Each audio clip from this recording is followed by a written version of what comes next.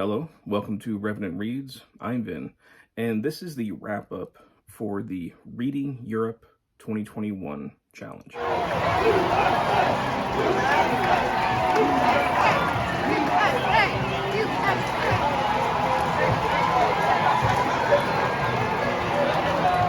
So earlier this month, took the family to go see the U.S. women's national team play Mexico in East Hartford, Connecticut, and that's the footage you just saw.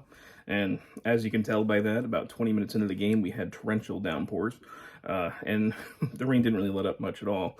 But it was still a great time with the family. When you can have kids that are basically soaking wet for almost 2 hours and they don't really complain, they're actually having a pretty good time. And the U.S. went on to beat Mexico 4-0 in that game. That was a great one. And, I am a soccer fan. I was really happy to take part in the Reading Euro 2021 reading challenge that Mark over at Book Time with Elvis created. And what it essentially was he would randomly, those who participated, he would randomly choose a country, a European country that was taking part in the championship. He would assign that country to one of us booktubers. And we would follow that country. We would read something either from or about that country. And as we followed them through the tournament, if they were defeated by another country, we would then read something from or about that other country. And we would just kind of follow it through. And if our team was knocked out by another country, we would then be following that country that knocked them out. And of course, reading something about or from that country. And it was a great way to just kind of diversify the reading, and also as a soccer fan, to have another extra dimension to watch these soccer games in. And also, Mark created a Voxer group where a bunch of us who were participating were able to speak back and forth during the games, and that was a lot of fun. Just want to kind of give an official thank you to Mark for organizing that. I had a terrific time with it. I was able to see most of the games, I think. I almost missed the last game because I was taking over a weekend, Saturday and Sunday, I was taking a knife forging class. But I was able to get back in time to watch England be defeated by Italy. But this is the knife that I ended up making that weekend. First time ever trying to forge a blade. This was originally a rectangular bar of steel, after being pounded out and grinded and everything else. And I think it came out all right. So not bad for a first time try, I think. Anyway, this is kind of my souvenir keepsake also for the Euros, because I brought that home right as England was about to lose, unfortunately. But I figured I'd go through and just kind of do a wrap-up of the books and short stories that I read for this challenge. It was a fun time, and I think it kind of deserved its own wrap-up. Each of these things, or each of the books at least, I'm going to discuss. I have discussed more in depth in the Fresh Red Kills episodes. So you can always go back if you're interested in learning more about these books to those. Here I'm just going to kind of give very brief summaries of my overall impression. So I was assigned as my first country, Portugal. So that was great fun. What I chose to read about Portugal is this work of nonfiction, The Last Day, Wrath, Ruin, and Reason, and the Great Lisbon Earthquake of 1755 by Nicholas Shrady.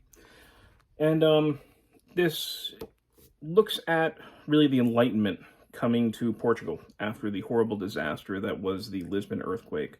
And it wasn't just in Lisbon, it affected other places, but for reasons that the book goes into, Lisbon kind of becomes, inside the popular imagination, the real nexus of this whole thing. So he goes through the devastation of the earthquake, but he also talks about how Lisbon and Portugal as a whole was kind of ruled by the Inquisition, and it was kind of much further held back than a lot of other parts of Europe when it comes to the Enlightenment. And when you have the earthquake come on, it ended up creating a new opportunity for some very important individuals, particularly Carvalho, which I don't speak Portuguese. I don't know if I'm actually saying his name right. But this is a guy that basically took over because the king was pretty incompetent. He really didn't know how to handle things. This guy ends up basically taking charge and bringing the Enlightenment into Portugal. So anyway, this is a work of popular history. It doesn't go super in-depth into everything. The bibliography is quite short, and so are the notes. But for a work of popular history, I really enjoyed this one. So in the group stage, Portugal did end up losing to Germany. They did not get knocked out by Germany at that point, but they did lose to them. So I picked up a German novel, and that is Patrick Süskind's Perfume, The Story of a Murderer. Originally published in the 80s, I believe, right? 85, yeah. And this is really a historical, dark, almost fairy tale. Takes place in 18th century France, initially in Paris, then it goes into the countryside, about this person who has almost superhuman sense of smell, and who's also basically a psychopath. And he begins murdering women in order to capture a certain scent. It seems most particularly the scent of a young woman, red hair and green eyes. And there is some dark humor in here. I love Süskind's kind of revelry in bringing hardship to people. Not necessarily people who are being murdered by our main villain. Those people do not get that kind of treatment.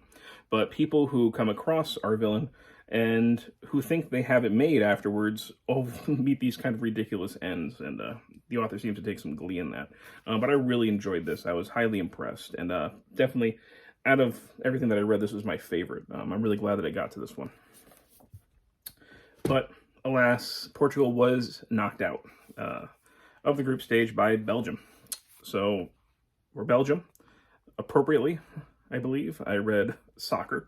Of course, in other parts of the world, it would be called football, by Jean-Philippe Toussaint. I don't know if I'm saying that right. And this is a slim volume. This one was put out by Rutgers University Press. And it's really kind of a sports memoir in a way, sort of. He uses the different World Cups as opportunities to kind of talk about different points in his life. Sometimes not much of it has to do with soccer. It's kind of also considered a philosophical essay, but I didn't find too much philosophy in here. I don't know. I struggled with this one a little bit. I don't think it ever entirely justified its own existence. So this was probably one of the weaker ones, which is unfortunate because I was really looking forward to this.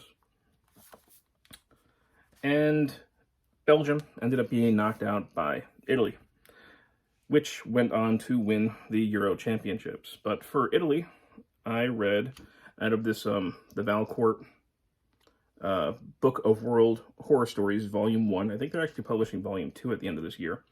The first story in here is from Italy. And it is Uironda, I'm not sure how to pronounce it, by Luigi Musolino. And this short story is about a truck driver who is going through Europe, and he hears about this kind of mysterious, I guess like an exit off a highway called Uironda. Again, I'm not entirely sure how to pronounce that. And it seems to be when people are at their end, emotionally, they're kind of ready to end it all. And that's when they see this exit. And he ends up seeing it and taking it. And it kind of takes some very bizarre, surreal, macabre twists. It was okay overall.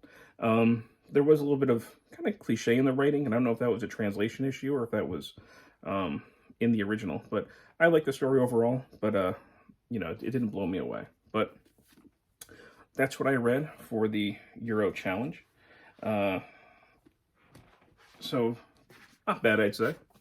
I got The Last Day, Perfume, Soccer, and a short story from the Valancourt Book of World Horror Stories from Italy.